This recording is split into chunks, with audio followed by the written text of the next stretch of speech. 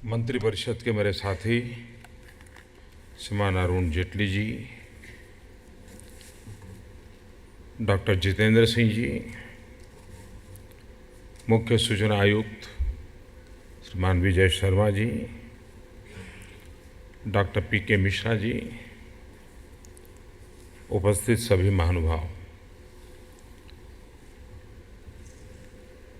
आज हम सूचना के अधिकार के संबंध में आज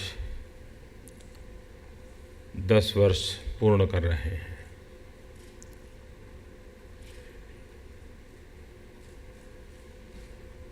इस व्यवस्था में विश्वास पैदा करने के लिए, इस व्यवस्था को आगे बढ़ाने में जिन जिन लोगों ने योगदान दिया है, उन सबको मैं धन्यवाद करता हूं और बहुत बहुत शुभकामनाएं देता हूं।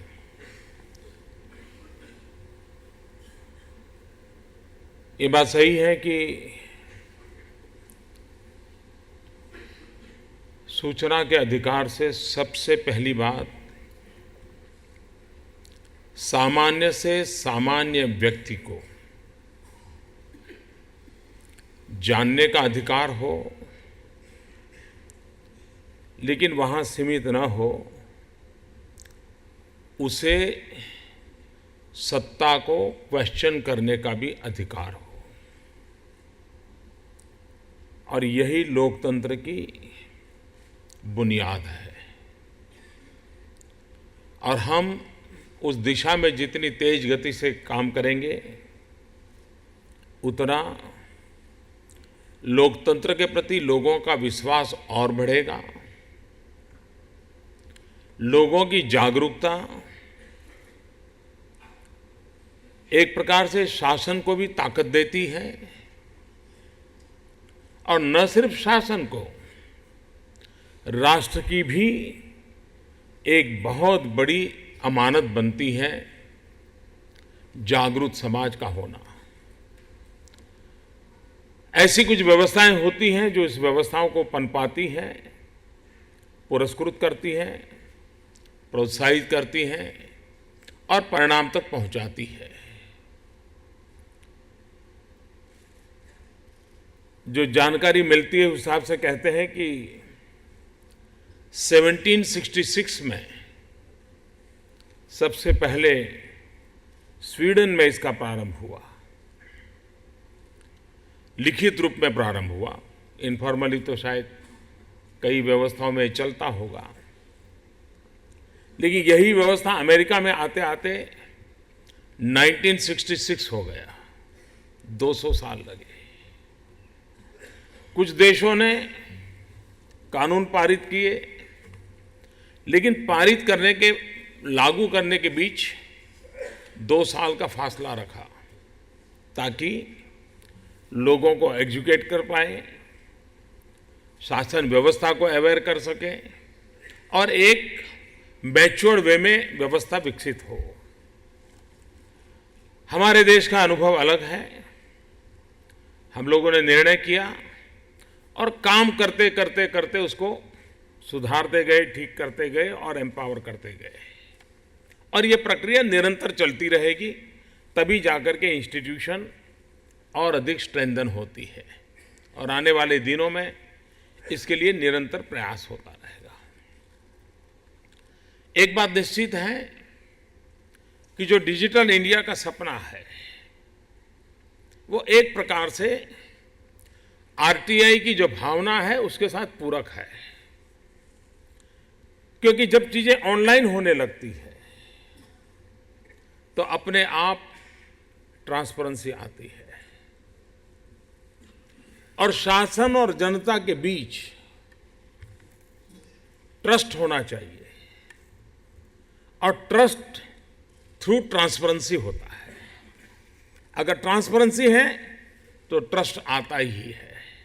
और इसलिए डिजिटल इंडिया का जो सपना है, वो चीज़ों को जितना ऑनलाइन करते जाएंगे, जितना ओपन करते जाएंगे, सवाल या निशान कम होते जाएंगे। अब अभी पिछले दिनों कोल का ऑक्शन हुआ। अब हमें मालूम है कि पहले कोयले को लेकर कितना बड़ा तूफान मच गया, कितने बड़े सवाल खड़े हुए। सुप्रीम कोर्ट तक को उसमें इन्वॉल्व होना पड़ा। आरटीआई से जुड़े हुए लोग भी इसमें काफ़ी मेहनत करते रहे।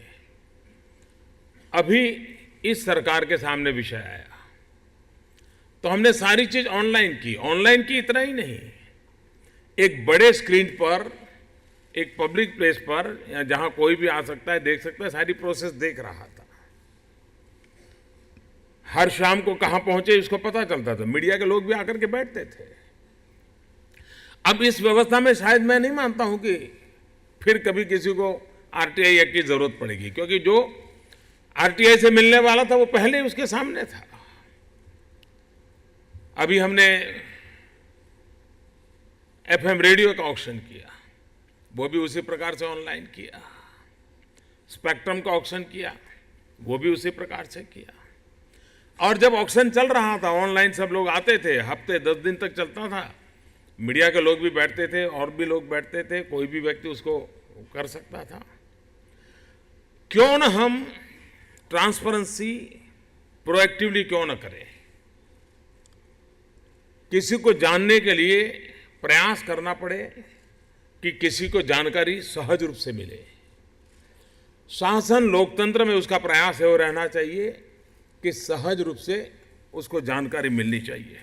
हमारे यहाँ कुछ चीज़ें तो ऐसी पुरानी घर कर गई थी, धीरे धीरे उसको बदलने में समय लगता है।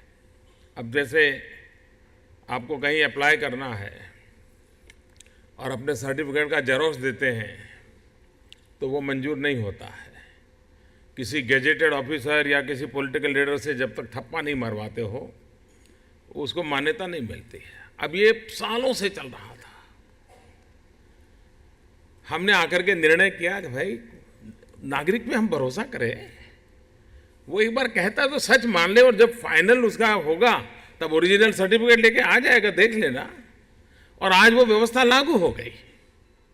कहने का तात्पर्य यह है कि हम नागरिक पर भरोसा करके व्यवस्थाओं को चलाएं, नागरिकों पर शक करके हम चीजों को चलाएंगे तो फिर हम भी अपने आप को कहीं न कहीं छुपाने की कोशिश करते रहेंगे। एक ओपननेस, गवर्नेंस में जितना ओपननेस आएगा उतना परिणाम सामान्य नागरिक को भी ताकतवर बनाता है। सरकार का एक और भी स्वभाव बना हुआ है, साइलों में भी काम करना। और इतना ही नहीं, एक ही कमरे में 4 अफसर बैठे हो, बड़ी कोशिश करता है कि बगल वाला फाइल देखे नहीं। अब ये जो सीक्रेसी की मानसिकता किसी जमाने में रही होगी, उस समय के कुछ कारण होंगे, लेकिन आज मैं नहीं मानता हूं कि इस प्रकार की अवस्था रहेगी। अगर खुलापन है, खुली बात है, भाई ये 4 काम करने हैं, चर्चा करके करने हैं, तो सब मैं समझता हूं कि उसके कारण एक सरलता भी आती है और स्पीड भी आती है।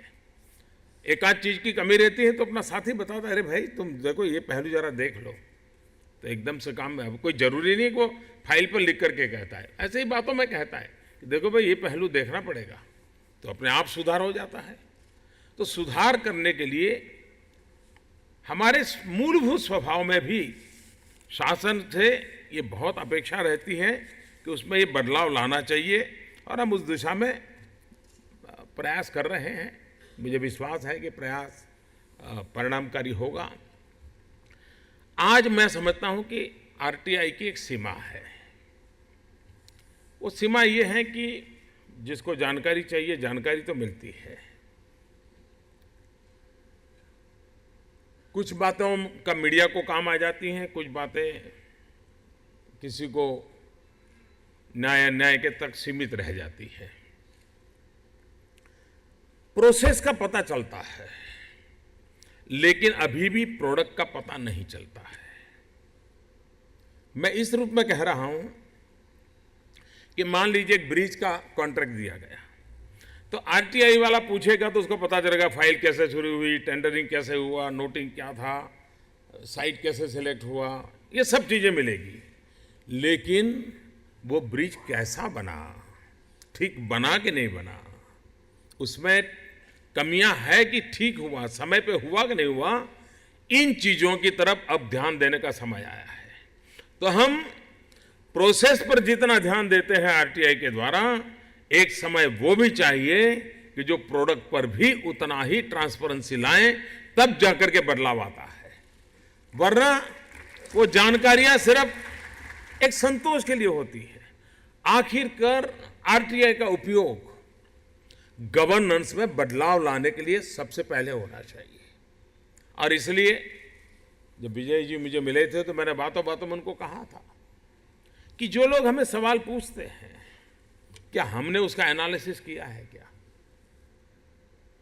कि भाई रेलवे के संबंध में कितने सवाल आते हैं, होम के संबंध में कितने सवाल आते हैं, फलाने विषय में कितने सवाल आते हैं। हम एनालिसिस, भाई ये डिपार्टमेंट है जहां हजारों की तादाद में सवाल आते हैं, ये डिपार्टमेंट जहां 100 से ज्यादा नहीं आते हैं। फिर हमने उसका एनालिसिस करना चाहिए कि ये जो सवाल आते हैं उसके मूल में कोई पॉलिसी प्रॉब्लम तो नहीं है, हम आइडेंटिफाई कर सकते हैं। अगर हम इन आरटीआई को सिर्फ जवाब देने तक सीमित रखें तो शासन व्यवस्था को लाभ नहीं होता है।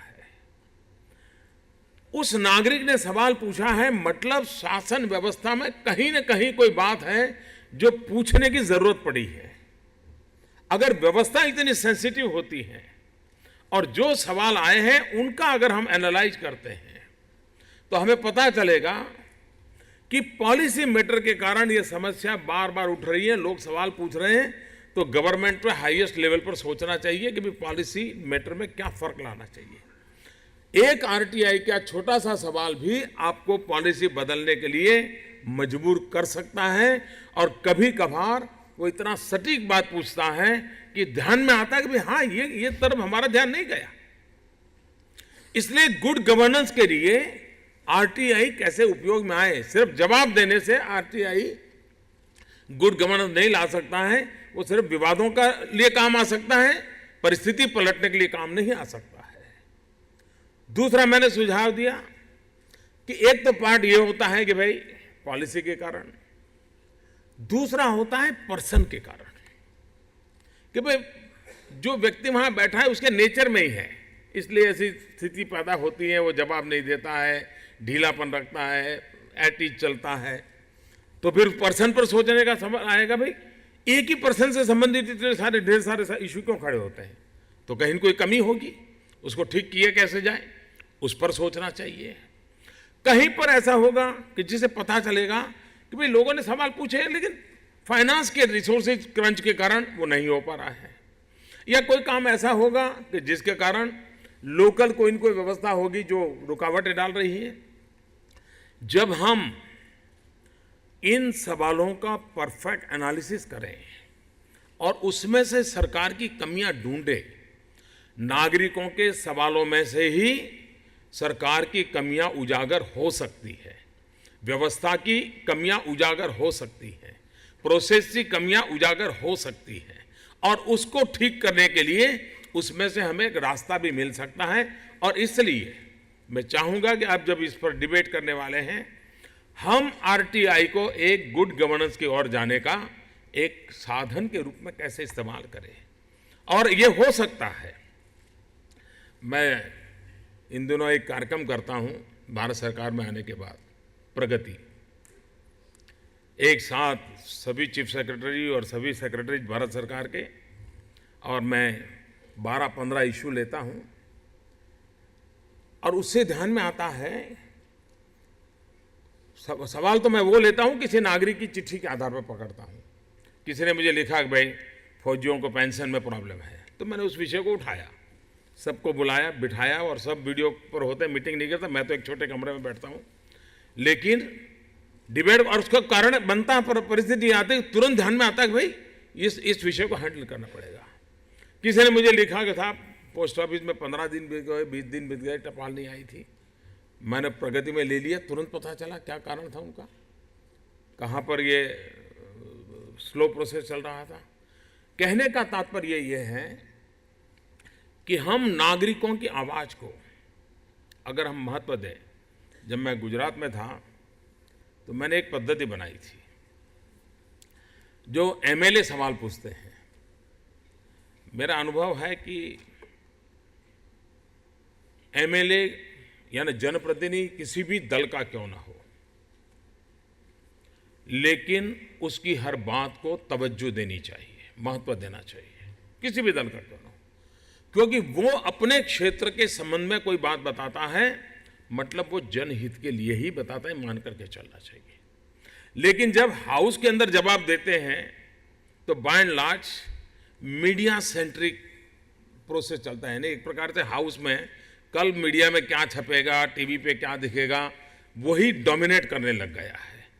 और इसलिए हाउस में तो हर कोई अपना स्कोर सेटल करने वाला जवाब देता है। अब क्या करें, मजबूरी हो गई है राजनीति की कि भाई दूसरे दिन मीडिया में खबर खराब ना आए, तो वो अपना और वो कर भी लेता है, जीत भी जाता है, बात अलग है। लेकिन मैंने एक प्रोसेस शुरू किया था। असेंबली सत्र पूरा होने के बाद जितने भी क्वेश्चन आते थे, हर डिपार्टमेंट को कहता था हर क्वेश्चन का एनालिसिस करो और मुझे एक्शन टेकन रिपोर्ट दो।